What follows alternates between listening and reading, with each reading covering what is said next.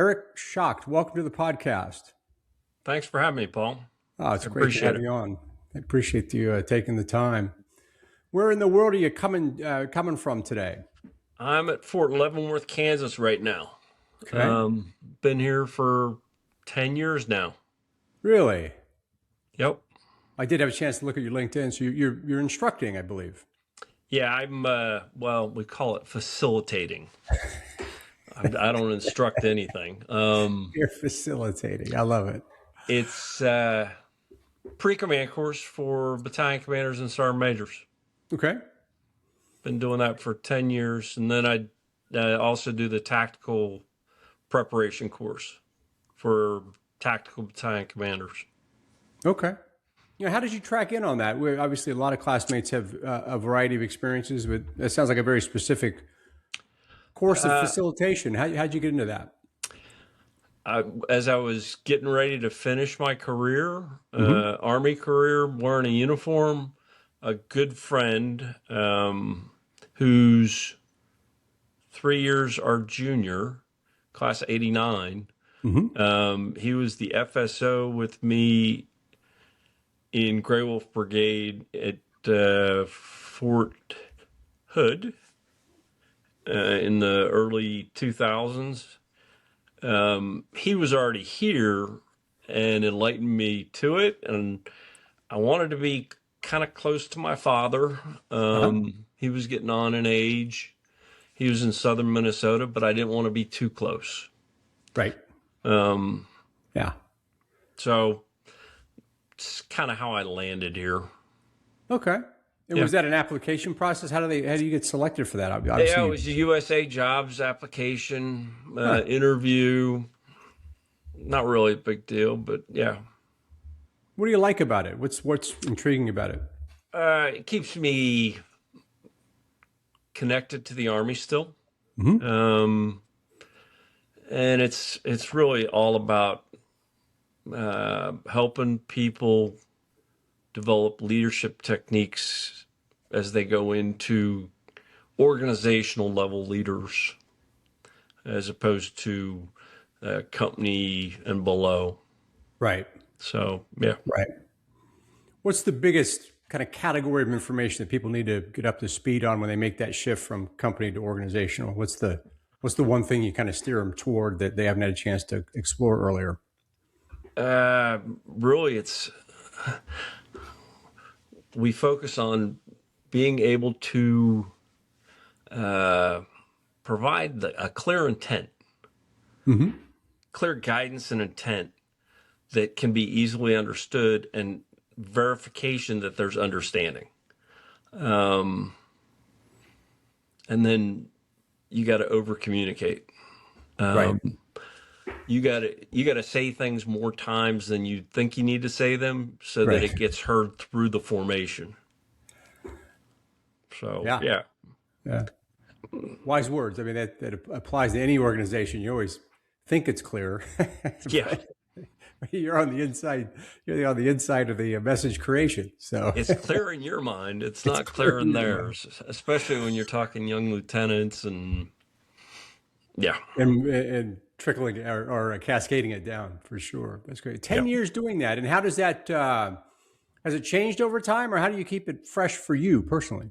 It's changed. We get lots of good ideas from all kinds of places throughout the Army who bring new topics in. And we have to create curriculum to cover those topics. But it's changed quite a bit. In the last year, we went from a 2-week pre-command course to a 1-week pre-command course. Is that right? And that was very painful. And personal opinion is I think we cut too much. Trimmed it too much, yeah. Yeah.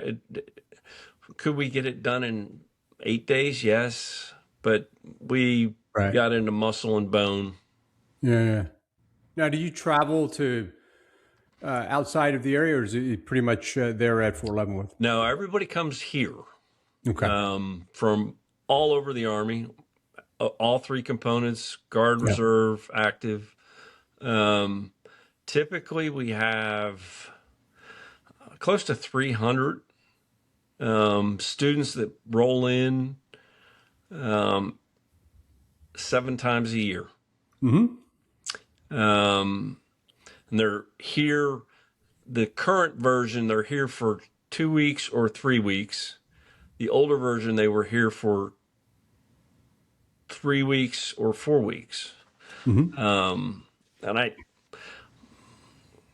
everything changes in cycles, and I think we'll be back to 2, 3 weeks and 4 weeks at some point. But Right. You keep the yeah, the old syllabus, the syllabi handy, right? It'll swing back. What yeah. and so what's it like living at Fort Leavenworth at this time of life? Is it easy to get to places? And I've been to Fort Leavenworth, but I mean, what's Yeah, so I live over in Kansas City. I live on the Missouri side, so okay? it's about 25 minutes for me to get home, which is All easy right, drive. But I'm just south of the airport in Kansas City. Like, okay. it's a 5-minute drive to the airport.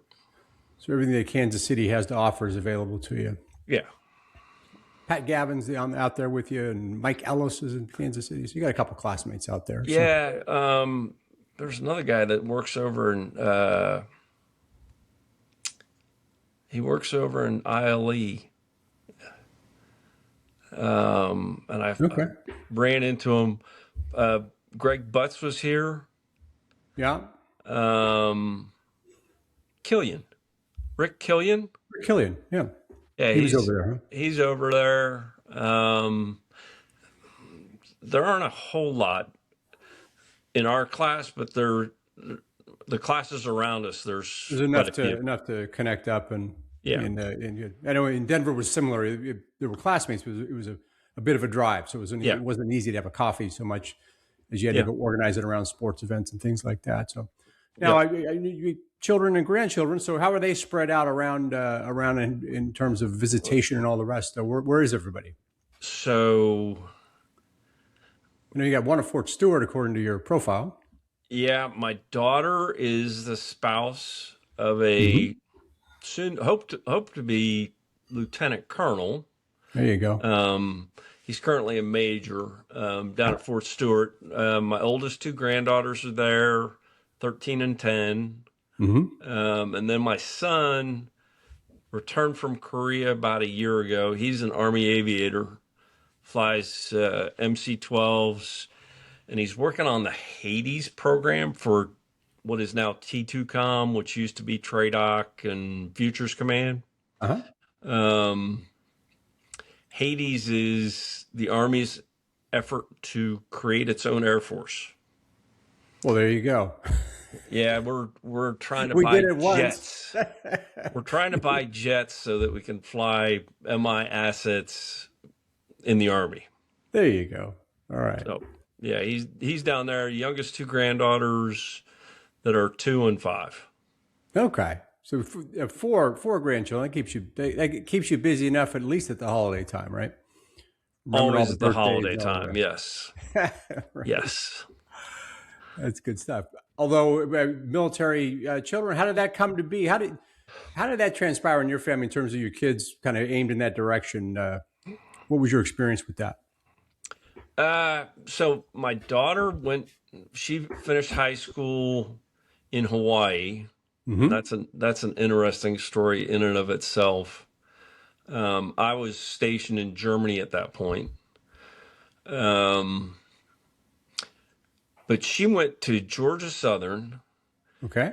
and when she graduated, she didn't want to take a job in Georgia, so she moved home with us. By that time, I was at Newport, Okay. and she met through one of Dave Anderson's acquaintances. She met this young man on Facebook who was then a firstie at West Point. So she's a college graduate. He's a firstie at West Point, and they met it was in the fall.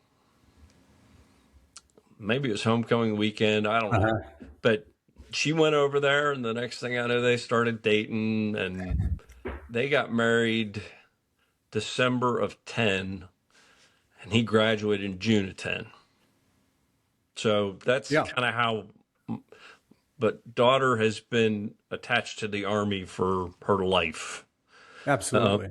yeah. And son tried to get into West Point, competed in the El Paso area and just didn't quite make it.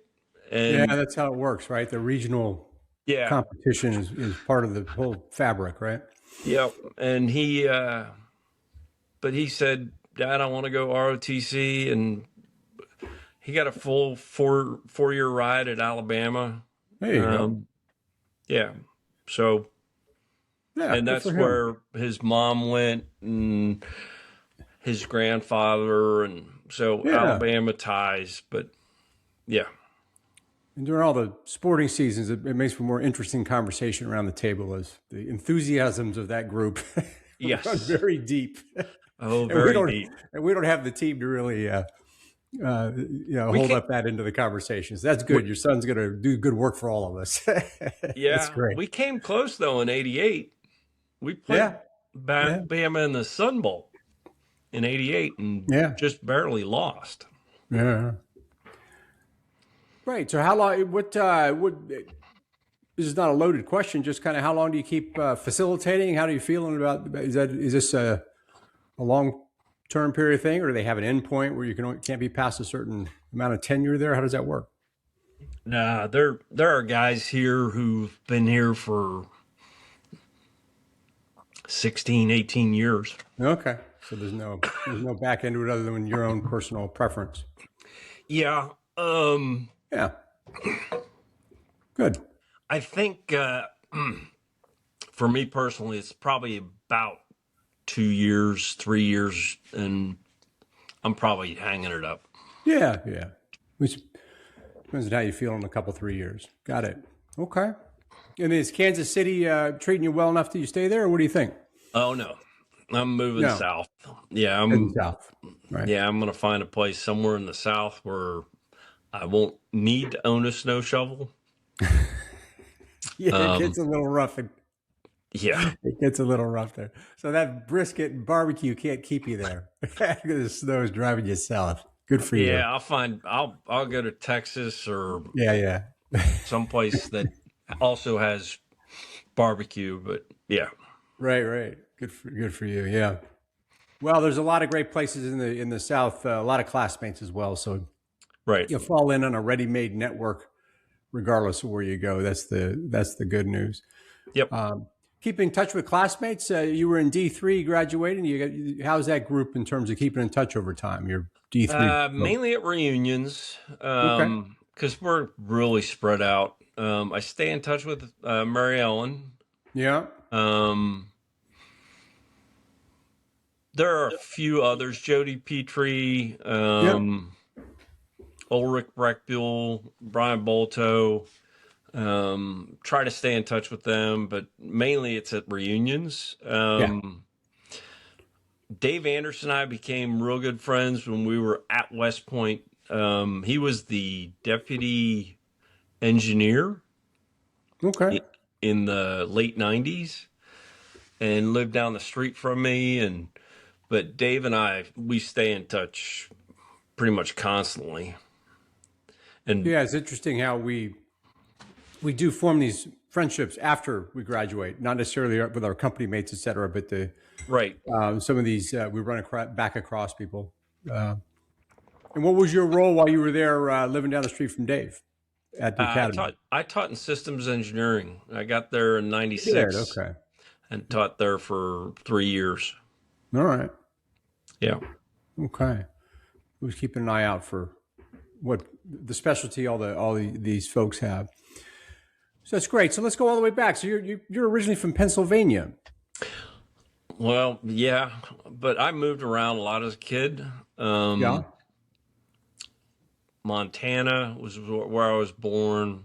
Okay. Lived in Duluth, Minnesota, St. Paul, Minnesota. Um, Then we moved to DC, and then we moved to Pennsylvania, just south of Philly, between Chester and Westchester. Okay. And that's where all three, I've got two younger brothers, all three of us graduated from high school. My parents were actually there for about 25 years.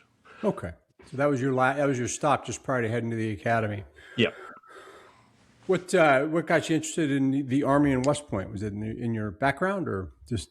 No, my dad had done like a 3-year stint in the Army Reserves as an MP when he was out in Idaho, I think. Right. Coeur d'Alene, before I was born. And then, but actually, I was applying to the Naval Academy Gotcha. and actually being recruited for football at the Naval Academy by George Welsh, and went through the whole process and asked for a nomination from Dick Schultz, who was the representative for southeastern Pennsylvania. Went to what I thought was the interview for the Naval Academy, and at the end of it, one of the interviewers came over to me and said, "Hey, listen, if you don't get into West Point, give me a call because I can get you into Washington Lee." I was like, West Point? I went to the wrong door.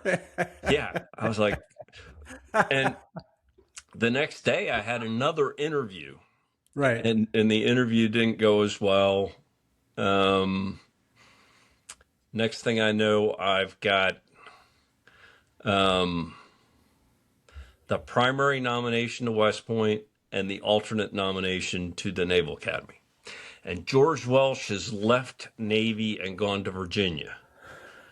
And now all of a sudden I'm getting talked to by Virginia. And I was like, okay, heck with that. So I ended up, my dad looked at me and said, you're going to West Point. I said, okay, I'm going to West Point. And I had visited Navy. I hadn't been up to West Point. But my dad looked at me and said, you're going to West Point.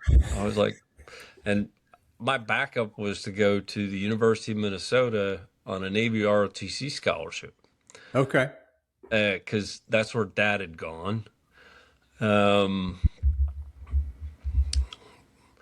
Wanted to be a Marine.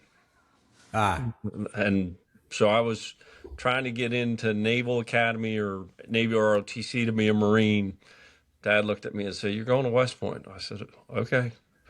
And first time I saw it was 1 July. No kidding. Occasionally dads are good with that kind of clarity sometimes. They can help kind of clarify things.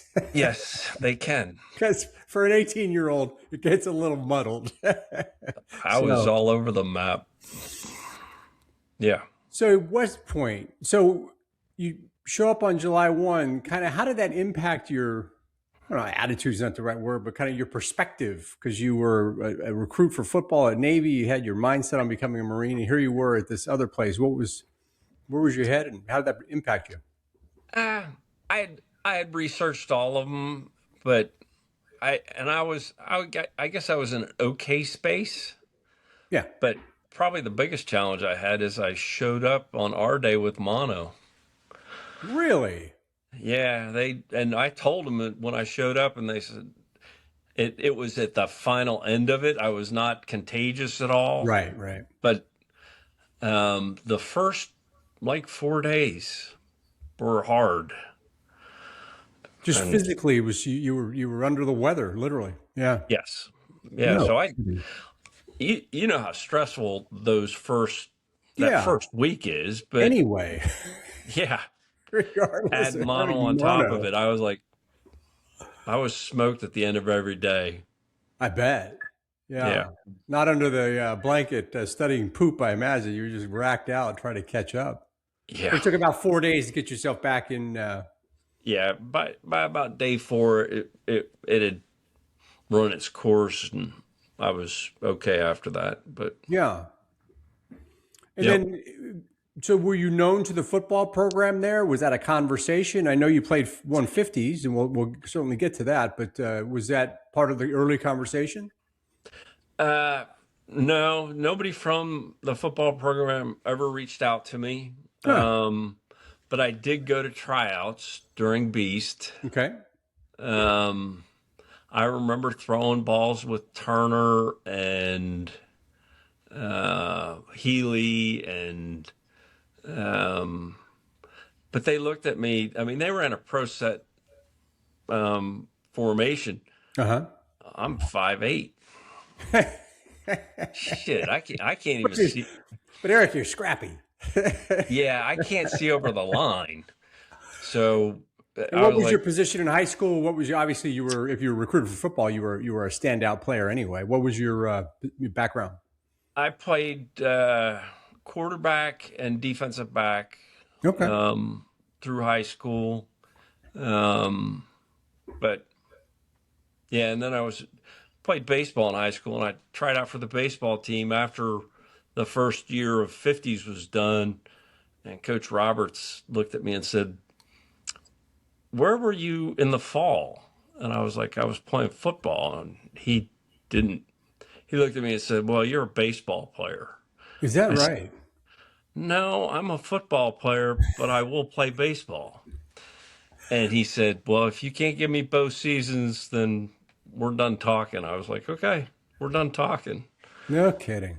But Yeah. you had the chops to have potentially been on a team if you dedicated yourself to baseball. Uh, Potentially, yeah. Yeah, that it seemed to be the indication, right? Yeah, Because if you didn't have potentially. the chops, Eric, he'd have said, "Hey, you're a football player. Why don't you go play football?" He wouldn't have said you're a baseball player. Same, Yeah, but that's trying to read it from 40 years later. But good for you. yeah. Okay. So, but you like the 150s. That was your primary at that point. That was your primary activity there. Yeah, once I got there, I committed to it. And uh, Coach Knapp grabbed me. Bob Knapp was a lieutenant colonel who was the head coach for 50s back then. And he grabbed me after the what we called the big boys tryout Yep. and said, "I want you to come play 50s." And I was like, "Okay, sir, I got it. Understood." And Great. the next thing I knew, I was on the 50s team, and which no longer is called the 50s team. It's It's called not. sprint football. It's called sprint because they don't actually adhere to the 150 anymore. So, Oh, I think when I was coaching, they were at 172. yeah, right. Yeah.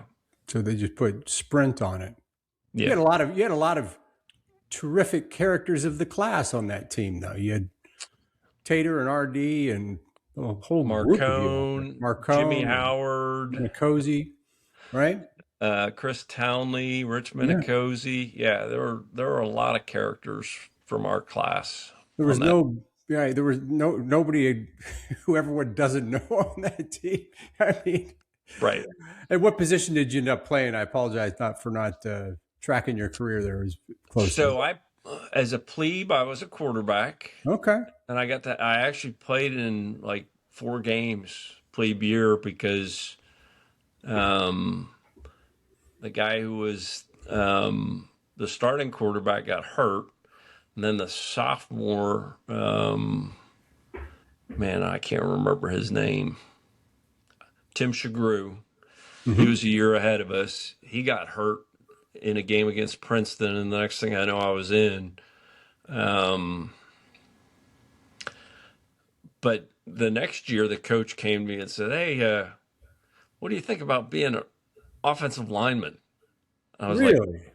"Okay, I give anything a try." And I played offensive guard next to Townley um, sophomore year, and junior year I moved over and played tight end, and senior year I went back and played quarterback. That's amazing because Yeah, it just makes sense because from a everybody's the systems same perspective, everyone's size. the same size, so you Yeah. right. That's terrific. And of all those positions, did you enjoy being a lineman? I mean, what a shift for you, right? I mean, that Yeah, but they really wanted me to be a long snapper, I mean, you're just basically throwing the ball between your legs. Right. Right. Got But it. yeah, I enjoyed being a lineman. Yeah. But they didn't stick you there. I mean, you ended up rotating back through several positions. Yeah. That's great. Good for you. Yep. So in the Howitzer, there's that and the hunting and fishing club, which I think is amazing. What was that? Because you're the first person I've talked to who was actually in that club. So hey, we're breaking new ground here. That was an excuse to go deer hunting. Right. That's all Right. it was. I Right. mean, I wouldn't call it much of a club. So it was a deer season. You all put together a trip section, went out and went deer hunting, basically. Yeah, basically went out and moved into the training areas and tried to get a deer. I got a deer my sophomore year. There you go. And Yeah. so you just basically stayed local, though. You didn't go to the great hunting grounds of. No. It was all on West Point training area. Okay. Yeah.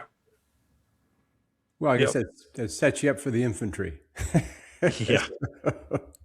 And what did you went back later? As you were saying, you went back as a professor in systems engineering. What was that? What you studied when you were at school? No, I was a computer engineering double E with computers on Really? top of it.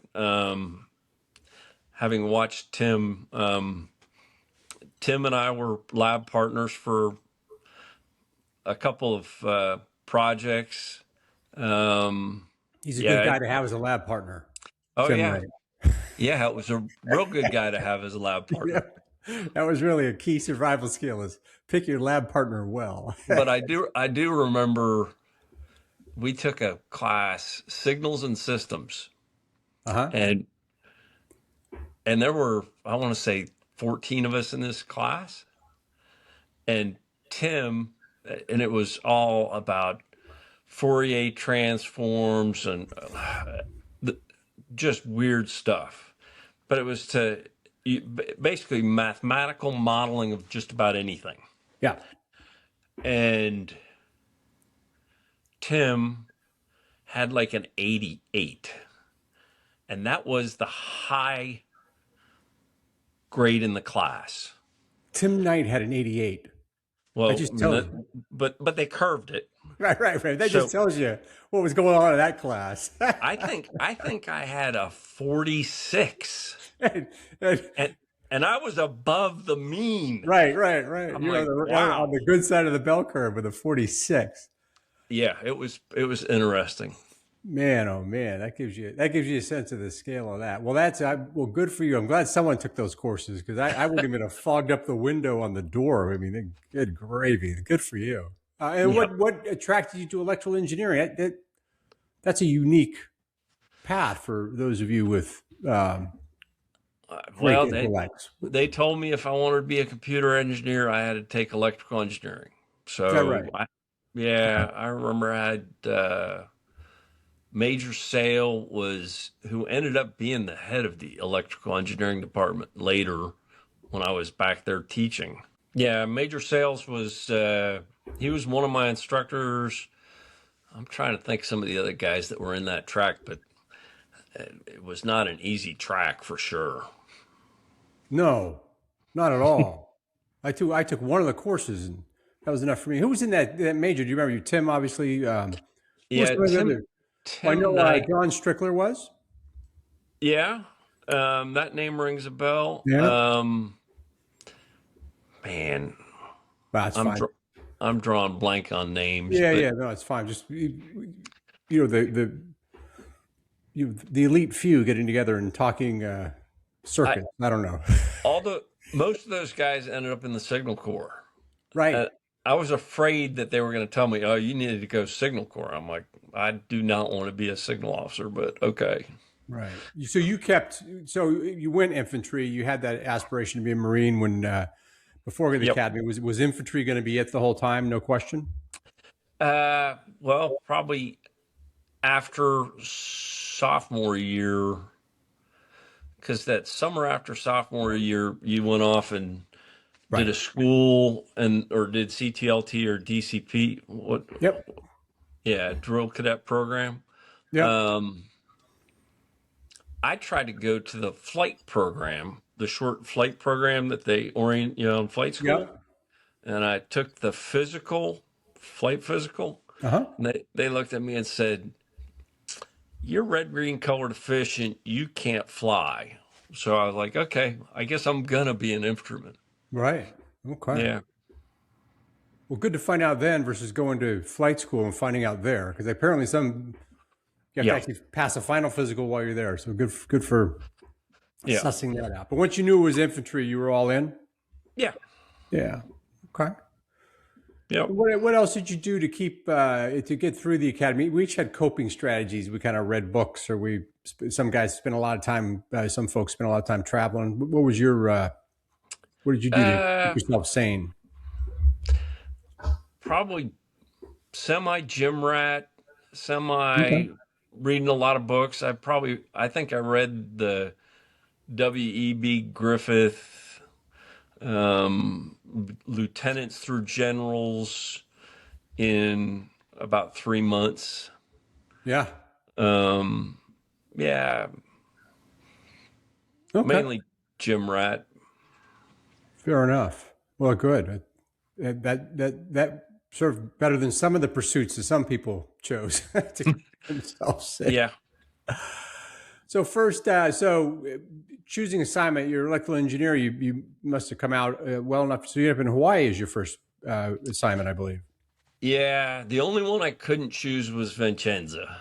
That was the Right. only one that had closed out. Um, so I chose Hawaii because they finally got to me and everything was still open. And I went, I'm going to Hawaii. Okay. So yeah, first assignment was Hawaii. And that was a long tour. I didn't leave there until uh, August of '90. Really?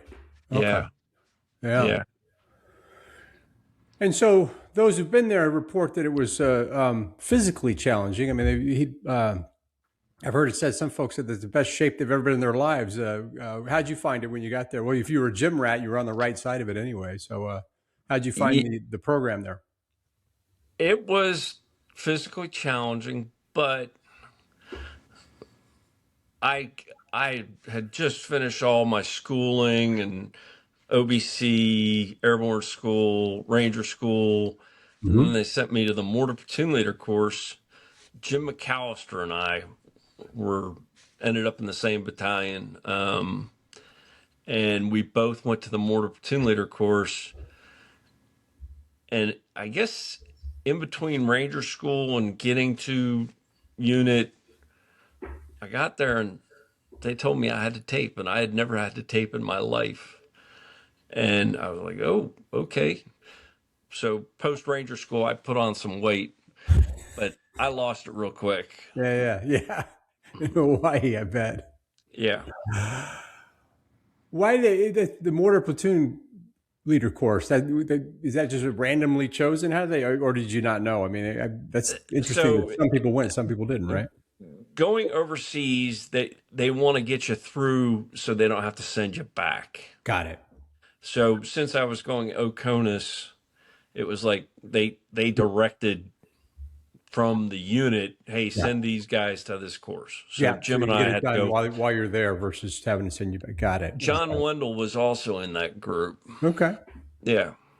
Yeah. And then, so platoon leader time, how was your first unit and how'd you find it? Uh, got there and went immediately to the Big Island, straight into the field. Yeah. Made the mistake of not taking a sleeping bag to the Big Island. Right. Um, didn't realize it was 8,000 feet. Yeah. Found out real quick it got cold at 8,000 feet. Yeah. Um, but yeah, it was. We spent a lot of time in the field. Yeah. It was notorious for that. I think Yeah, we had captains who came from Hawaii. I was at Fort Stewart who would talk about how happy they were to be mechanized, just to take a break from all yeah, the a lot field of time. walking. Yeah. But you're there till '90, so you must have had quite a few roles there. How'd that transpire for you? Yeah, so I was a platoon leader for about 8 months. Um, After platoon leader, I became a support platoon leader for about 16 months. Okay. And then for 18 months or so, I was the headquarters company XO in the same battalion. And then they moved me up to the S3 shop for my last like 3 months. Yeah. So I got to see all of the battalion. I never got pulled up to brigade, or I Right. kept trying to get out to go to the regiment, Ranger Regiment. Um, Thought I would, but because I had a good endorsement from then Lieutenant Colonel Dubik, Mm-hmm. later to be General Dubik, but he had come out of the regiment. They weren't letting anybody leave Hawaii to Right. go to the regiment. So, Yeah, that was the thing, right? Hawaii was unique in terms of that stuff. Just from stories I've heard, I was not there. So yeah. okay. So at 90, it's time to go. Where was your head on the Army? Did it meet your expectations? Obviously, if you retired in 2016, you stayed in, but where was your head at that time? I was kind of on a fence Mm-hmm. as I reported in for the advanced course, and I almost walked away Mm-hmm. instead of going into the advanced course. But um, that's when me and my wife met. Right as I was getting ready to leave Hawaii, she was the daughter of a colonel who was stationed there. Uh-huh. And once we ended up getting married, she kind of convinced me that, hey, staying for the longer haul was probably a smart move. And I was like, Yeah. okay. So Yeah. rolled with it, finished the advanced course, and then off to Carson for 2.5, 3 years. Yeah. Yeah. And how'd you find that? That's a totally different environment, obviously. Yeah, that was a interesting assignment. I was in and everybody at Carson was kind of mad when I got there because they didn't get to play in Desert Shield, Desert Storm. Ah, right. But I got a lot of guys who come out of third ID, Right. ended up reporting into our unit, and eventually everything was fine. But the the first 6 months, 8 months, it was just after Desert Shield, Desert Storm. You could tell there was an attitude problem across the installation. Right. Yeah. It is what it is. But I think we were the last active duty battalion to still have 113s instead of Bradleys. And in company command, I transitioned from 113s to Bradleys that were refurbs from 3ID. Right. So There you go. interesting challenge. Look at this turret, guys. Yeah. Because There, we transitioned from 413s to Bradleys in my first unit, and I was in an infantry battalion. But yeah, so yeah. everybody's learning all these additional systems because the 113 was a little simpler than the old Bradley. So yeah, yeah. Oh, a whole lot simpler. Yeah. Oh yeah. Okay. So company command there. How did your did the family start growing then, or was it just you and your wife in the beginning there? Daughter and middle son were born there. Okay. The We ended up um, and I was supposed to take a second company, and that's when the Army said there are no more second companies unless you're going to the old guard or the Ranger Regiment, and Mm-hmm. they're going to send everybody to ACRC bullets. And I had already been accepted to come back to West Point. Okay. So then the HRC folks looked at me and said, "Okay, Bend, Oregon, or Lake Charles, Louisiana." And I said, I'm not doing a 3-year tour. I've got 1 year and then I need to be in grad school. Okay, we'll get back to you. They came back and said, Saudi Arabia or Kuwait, unaccompanied. Which one do you want? So I How ended up about going, that for a selection? yeah. I'm like, okay. Wife, wife, and the 2 kids moved to Augusta, Georgia, where her parents had retired to. Right. Um, and I went off to Saudi for a year, came back, and started grad school at UVA in a January rotation, which was another interesting problem to have. Is I hadn't done any of the prerequisites. They had to waive everything. Oh boy. Yeah. Yeah. So it was, And Tim Knight wasn't anywhere around to be a lab no, he partner. was not. Darn No, it. Jeff Schamberg and I were in that program together. Yeah. Yeah. He was a year ahead of me. Mm-hmm. And Chuck Mitchell from 87 and Doug Chrisman from 88 were Okay. in that program. Yeah. I just saw Jeff about 3 weeks ago down in Huntsville, so he's doing Oh, well. good. Yeah. Dr. Schamberg, he's a PhD, I guess. Oh, yeah.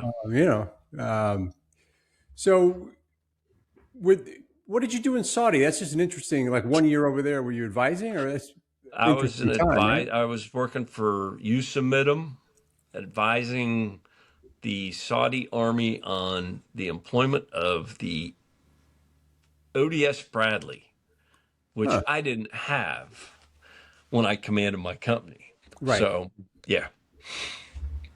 So you Did that for a year, working with 8th Brigade and 14th Brigade out of the Saudi Army. okay? Yep. Was that interesting work, or is that what was it like living in Saudi, not having to camp the whole time? I guess one way to think about it. Yeah, so we had a compound. Yeah. The work day was weird. If you tried to do anything after 2, it wasn't going to happen. Yeah. So you had to get everything you were going to get done between 6 a.m. and 2 p.m. Yeah. Yeah. Yeah. Yeah. So Yeah. So the graduate degree got you back to West Point and as the instructor. yep. And how did you find being back at school on the other side of it? It was an enjoyable 3 years. Okay. I got to coach football. You did. Okay, great. Yeah, I ended up coaching the sprint team, working with quarterbacks and running backs. Did that for 2 out of the 3 years. The first year I was junior OR because Colonel Kays was still the senior OR.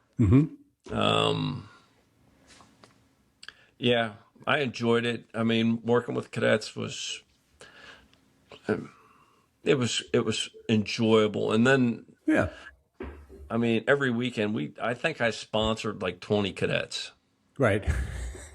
My house was full Just, all the time. My youngest son was born while we were at grad school, like a year before we came up to West Point. So he was about a year old. But I had roughly 20 cadets in the house every Saturday. sprawled on every surface. Yep. It's great. Well, coming up to watch football games or basketball games. Yeah. Good And for you, my though. kids still talk about their relationship with those guys. Yeah, yeah. Well, some of the greatest stories that our classmates share in this forum is sponsors that had a tremendous impact on them Yeah. in that way. So certainly, you probably had more impact than you even realize in terms of, their. One of the Perspective kids what I you chose to sponsored do. just came out on the PG list. There you go. See, Yeah. Yeah. you'd never be so ungracious as to take credit for it, but hey, you had a hand in it in some way. I doubt I had any hand in that. But yeah. That's good for him, though. That's great.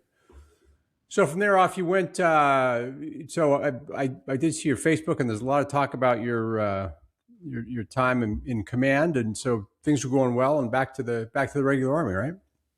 Yeah, so there I went to ILE and then down to Hood. Spent my, and I was afraid they were going to make me a 49 coming out of West Point because Yeah. instructor, you're a 49. And I was branch qualified as a major leaving West Point. Right. And, but I didn't want to be a 49. A 49's Orso, right? Right. Yeah. And I guess the Army, I convinced them well enough that they said, okay, you can stay operational, you stay as an infantryman. Ended Okay. up down at Hood, did Battalion 3 XO, Brigade XO time down at Hood in Grey Wolf in 1st Cav, and Yeah. got selected for Battalion Command, and I got slated to 121 in Hawaii. And we moved, and I got to be a Brigade XO again. There you go. I had roughly 32, 34 months of Brigade XO time. And while deployed to Kirkuk, they relieved a commander out of 1ID. And the next thing I knew, I'm talking to the 1ID commanders asking me to come down and take over this battalion.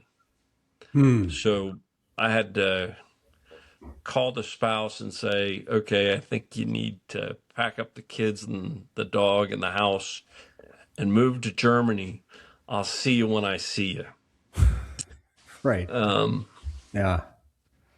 She was a trooper, and they got moved. Dave Anderson was, at that point, he was the district engineer in Honolulu District in Hawaii and lived on post.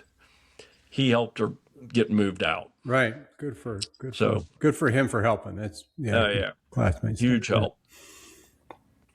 But took command of 126 out of Schweinfurt, Germany, 2nd Brigade, 1ID, in Samara in July of 2004, and commanded it until June of 2007. Good gravy. Yeah, and I left command. Not the greatest of circumstances. Yeah. 21 June, I had a deep buried ID go off in downtown Adamia. First deployment we were in Samara. Second deployment, we were in Northeast Baghdad. Right. Deep buried ID went off underneath a Bradley, and I lost five young soldiers that day. And I got told to get on the last hero flight to go see my parent brigade commander, who I was not working for. And I looked at my XO and said, okay, I'm being relieved. You're in charge. They'll figure it out. Yeah. And he knew what was going on, but he couldn't tell me.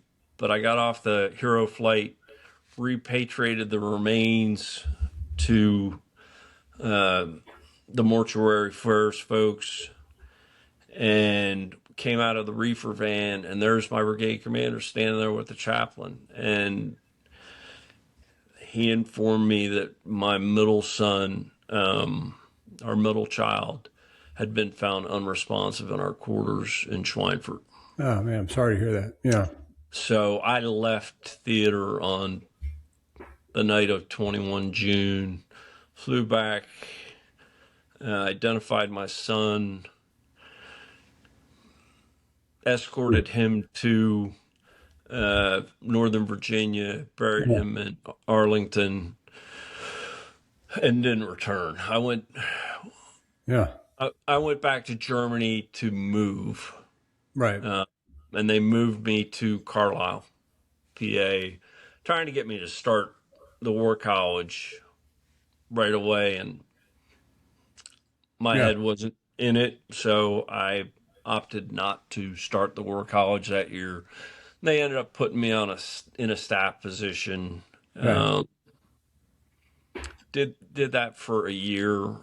Worked for the Army Physical Fitness Research Institute. Mm-hmm. Um,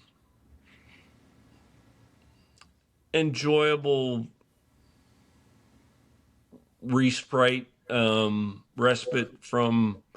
what was going on. Sure. But towards the end of that year, I realized I had jeopardized things and I needed to get back in the fight. And I asked the guy who had been my original division commander in 1st Cav if he could help me out getting back in the fight. Right. And he happened to be taking over in Afghanistan as a 4-star. And next thing I knew, I had orders to be part of CSTICA. I commanded R6 Central, which basically ran the ETTs and PMTs in northeastern Afghanistan. And what From are those, Bamiyan. EMTs, and just for those of us who So know the acronym, yeah. the PMTs are police Okay. training teams. Got it. Yeah. And the ETTs were the conventional Army training teams Okay. that worked with the Afghan counterparts. Mm-hmm. I had about 3,000 man organization that was multinational and multi-component from every service minus the Coast Guard. No kidding. Yeah. And then how many U.S. personnel roughly were like cadre for that? The U.S. contingent was about 2,000 of it. Okay. The major foreign or coalition partners were France, Latvia, but I think I had like 7 different nations that provided teams, and I had a Marine contingent of about I don't know, 600. Good gravy. What an organization. Yeah, it was an interesting challenge. How did you handle, or what was the peculiarity of having all those different nations participating in that organization? I mean, if you talk about culture of an organization, being back when you're battalion commander as an example, the culture was all unified under, I mean, but you got all these different cultures kind of coming together, not just national cultures, but like military practices. How did you deal with that? It was definitely a challenge. Yeah. But I had one guy who was in charge of, so by then I'm an 06. I have an 06 who's in charge of my Army teams, guys working with the Army, and I had an 06 that was in charge of my police teams. Right. So, and then my staff, my staff was mainly guardsmen that would come over. But I had a J1 through J8 on my staff. Yeah, it was a struggle for a year. It always amazes me when I talk to classmates. We always were trained and thought about, platoon, company, battalion, brigade, et cetera. And you think about the operational Army, but these roles Task that were forces. so varied, and like that is a unique role. Like, Yeah. I mean, that's just not something a lot of people did. what you were doing there. And what years were that? So I know you were up to 2007 in Iraq. That was what years in Afghanistan?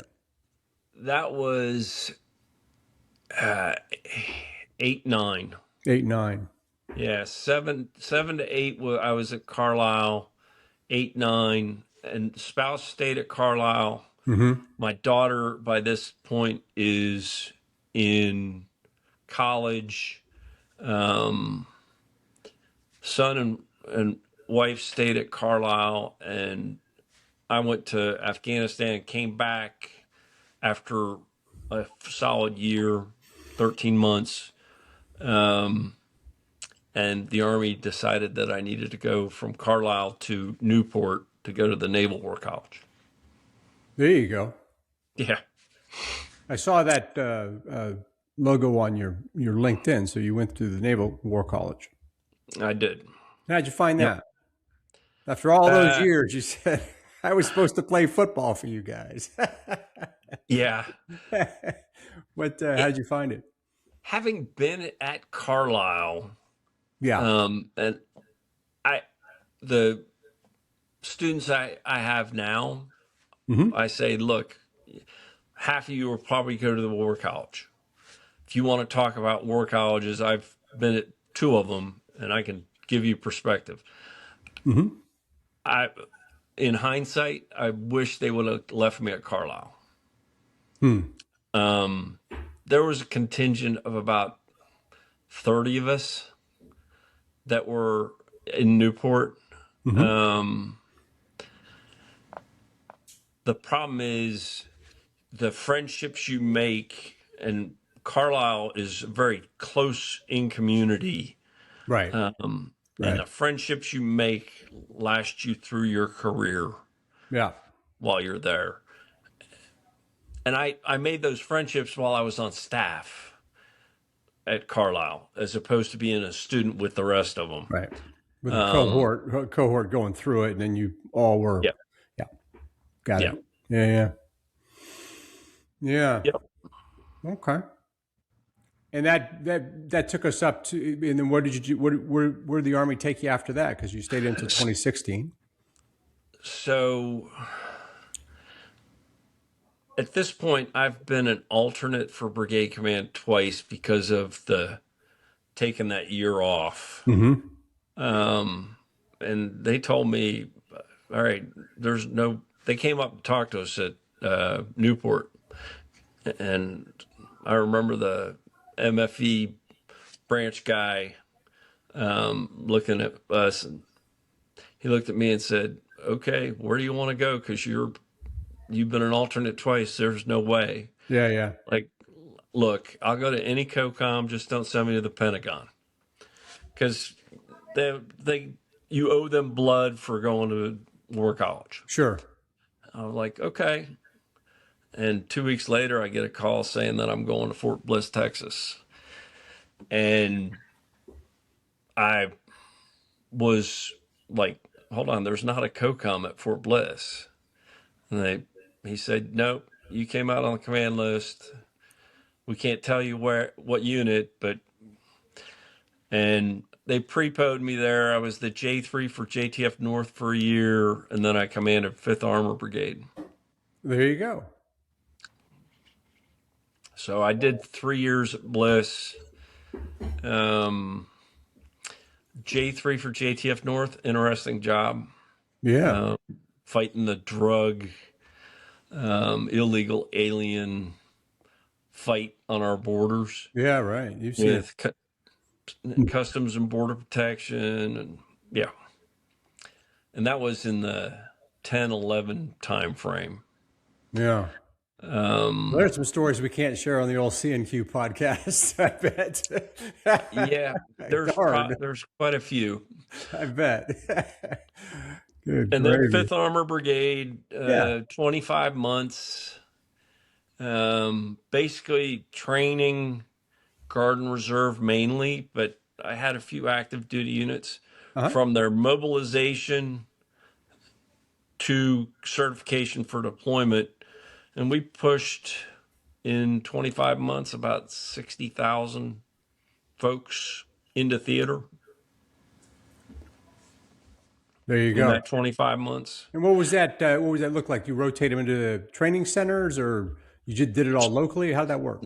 they reported in to Bliss, and then they basically went through an SRP, basically check their teeth, medical, Yep. make sure they're fit to deploy, and then you put them into training, and you take them through collective training to certify them to do what they're supposed to do in theater. Right. And it was everything from itty bitty units of 3-man team through the largest unit I had to do was a battalion. And we train the guys that go into the NCR also, that do the air defense mission in the National Capital Region. Yeah. Yeah. Responsible for that. But a challenge for sure. And some units were there for 7 days.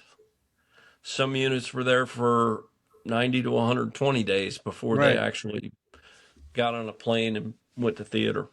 Now we have a picture of a brigade staff in terms of how much, because that was such a heavy training component and kind of tracking all that. How did you have additional staff members that did the tracking of all that and the training? Yeah. Typical brigade staff, but I had a huge S8 shop because of role players. Yeah. Okay. So that was your. I had a $10 million budget for role players alone. All the detainee ops training came through me, our organization. It was, I basically had a prison with a bunch of role players that would role play so that the training unit could get experiences. Yeah, right. So, yeah. A rehearsal of sorts for the types of things they're going to see. Yes. So you got to get it, much like the national training centers were about, was getting it as close as you can get. Yep. Well, you've had some very interesting roles, brother. I just talking to many classmates. It's great. It's at the time, I'm sure you're probably saying, I don't like all this interesting stuff, but yeah. What are we doing today? Yeah. So how long were you in that role, the brigade role? 25 months. Okay. From 11 to 13. And as I was rolling, I'm getting ready to leave brigade command. An acquaintance from Hood, he happened to be in 4ID. Yep. Called me and said, "Pack your bags. You're coming to the Pentagon." And I was like, "Say again, sir?" I repeat, pack. So, and he pulled me in. I was the XO to the G8 for 14 months, between 13 and 14. And he was trying to get me over the top, on the look for BG, and it just didn't happen. And at the end towards the end of the year, he looked at me and said, "Okay, what do you want to do, Eric?" And I said, "Sir, I want to go to Florida and be the senior Army advisor to the TAG." Right. My battalion commander, when I was at Hood as a 3 and an XO, was a guy named Ned Wolfick, and Ned was class of 81. And he had done the Shrag job in Florida as his last job. And he was now the civilian advisor to the TAG. What's the TAG, just for those of us who got out after 5?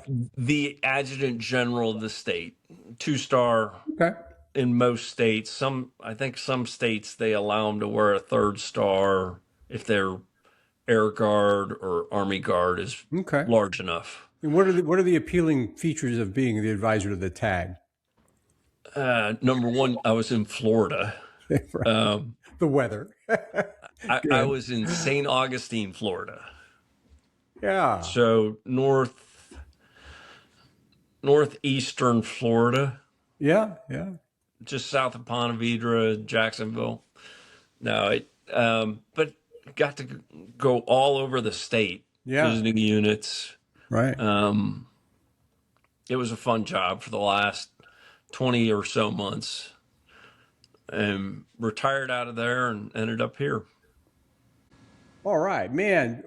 Terrific stories of unique roles. What haven't we covered today that would be interesting to classmates and family and people catching up with you?